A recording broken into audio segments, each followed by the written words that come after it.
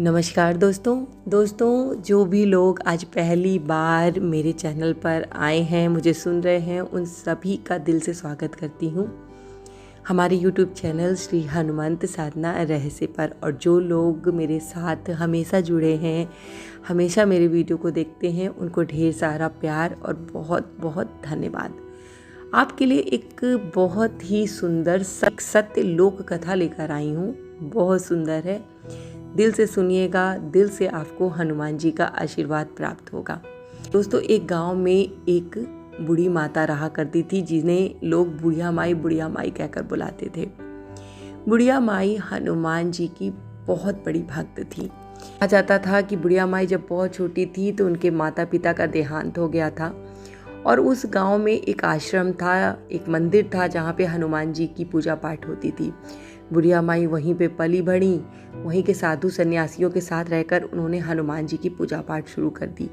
बचपन से ही हनुमान जी की पूजा पाठ करने से उनके अंदर हनुमान जी सी गुण आ गए थे।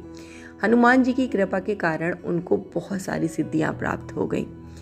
लोग इस बात को जानते थे कि बुढ़िया माई अगर एक बार दिल से आशीर्वाद दे दे तो हनुमान जी की कृपा उन पर हो ही जाती थी। इसलिए कोई ना कोई बुढ़िया माई के पास अपनी समस्या को लेकर आता ही रहता था। दोस्तों, बुढ़िया माई गांव के बाहर एक छोटी सी कुटिया बनाकर रहती थी। से तो गांव के लोग वो बुढ़िया माई को बहुत मानते थे, बहुत चढ़ावा भी चढ़ाते थे, लेकिन बुढ़िया माई केवल भक्ति में लीन रहती और धन के नाम पर उनके पास केवल एक जल का पात्र था, मिट्टी के 2-3 बर्तन और उनके लाला जी यानी कि हनुमान जी का एक बाल स्वरूप उन्हें उनके गुरु जी ने दिया था। वो उन्हें अपने साथ रखती थी, उन्हीं की पूजा पाठ करती और उन्हें लाला जी इस तरीके से कहकर पुकारती थी। उन्हें अपना बच्चा मानती थी और हनुमान जी के बाल स्वरूप की पूजा करती और उन्हें अपने बालक के समान प्यार किया करती थी।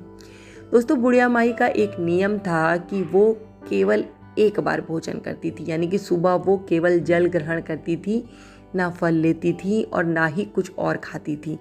शाम को सूर्यास्त से पहले वो भोजन करती थी, लेकिन खुद नहीं बनाती थी, क्योंकि उनके पास न कुछ भी ऐसा नहीं था कि वो भोजन बनाएं।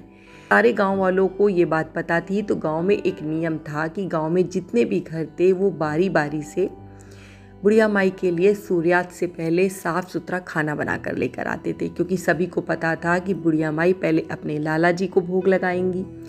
वो हनुमान जी का जो बाल स्वरूप उनके पास था, बुढ़िया माई उन्हें लाला जी कहकर बुलाती और अपने बच्चों की तरीके से दोस्तों प्यार किया करती थी।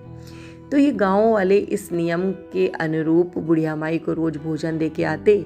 साफ सुथरा बनाकर बुढ़िया माई अपने लाला जी का भोग लगाती, उसके बाद उस भोजन को सूर्यास्त से पहले ग्रहण कर लिया करती थी। एक बार दोस्तों गांव में बहुत बारिश हुई, बहुत ज़्यादा बारिश, 3-4 दिन लगातार बारिश होती रही, जिस कारण से गांव से बुढ़िया माई के आश्रम यानी उनकी कुटिया तक आने का जो एक रास्ता था वो पूरा जल से मग्न हो गया और कोई रास्ता नहीं बचा कि गांव से कोई भी व्यक्ति बुढ़िया माई के आश्रम में आ सके। गांव वाले भी परेशान, इधर बुढ़िया माई भी परेशान, क्योंकि बुढ़िया माई हनुमान जी को अपना बच्चा समझती थी और उनका भोग नहीं लग पाता तो वो परेशान हो जाती।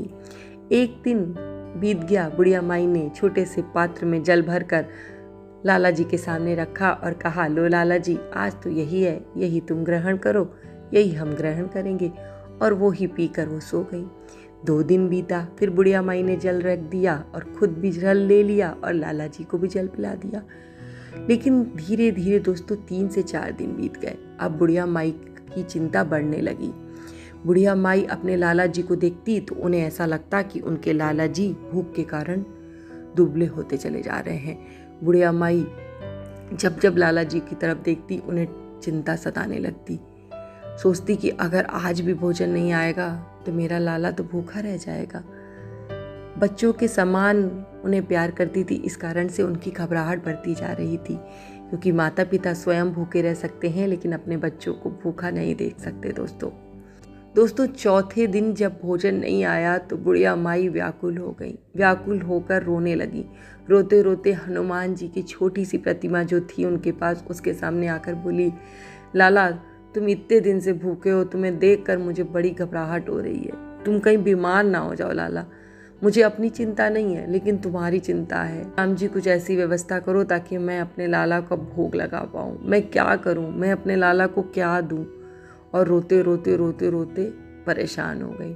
सूर्यास्त एक तरफ होने वाला था। सूर्यास्त के बाद बुढ़िया माई ना तो खुद खाती थी ना भोग लगाती थी।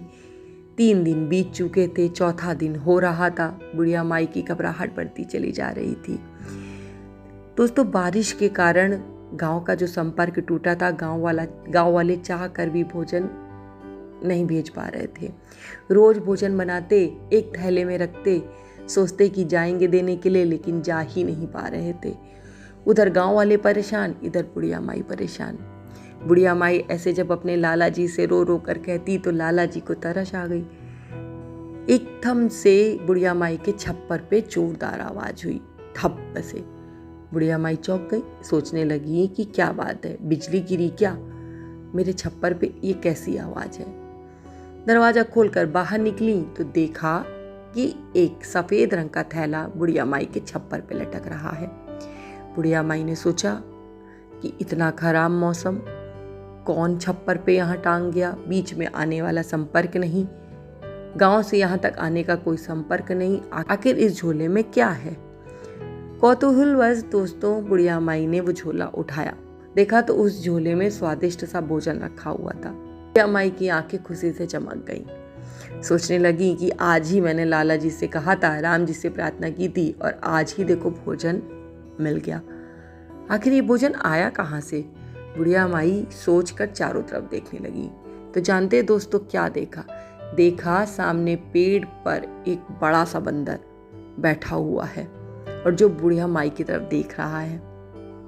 बुढ़िया माई को समझते देर नहीं लगी कि आज मैंने अपने लाला से रो रो कर प्रार्थना की थी, तो लाला को अपने भूखे रहने की चिंता नहीं थी, उन्हें इस बूढ़े के भूखे रहने की चिंता थी। आज लाला ने भोजन भेज दिया। उन्होंने वो भोजन ले जाकर अपने लाला जी को भोग लगाया, उसके बाद स्वयं भी उस भोजन को ग्रहण किया और हनुमान जी का गुणगान किया। दोस्तों, यही होता है एक भक्त और भगवान के बीच का सच्चा जो कनेक्शन कहते हैं ना, संपर्क जो होता है। अगर आपकी भावना सच्ची है तो भगवान आपको किसी न किसी रूप में आकर मदद करते ही करते हैं। क्या आपने उनके इस प्रत्यक्ष या अप्रत्यक्ष अनुभव को महसूस किया है? अगर आपने महसूस किया है तो मेरे साथ उस एहसास को ज़रूर शेयर कीजिएगा। आप हमें मेल कर सकते हैं हमारे ईमेल एड्रेस पे, जो आपको स्क्रीन पर दिखाई दे रहा होगा। आपको आज की ये जो कथा थी, घटना थी, कैसी लगी, ताकि और भी लोग इस सुंदर सी कथा का आनंद ले सके। और मैं बाबा से प्रार्थना करूंगी कि बाबा मेरे सभी भक्तों पर अपनी कृपा दृष्टि ऐसे ही बना के रखिएगा और सभी भक्तों को ढेर सारा आशीर्वाद दीजिएगा।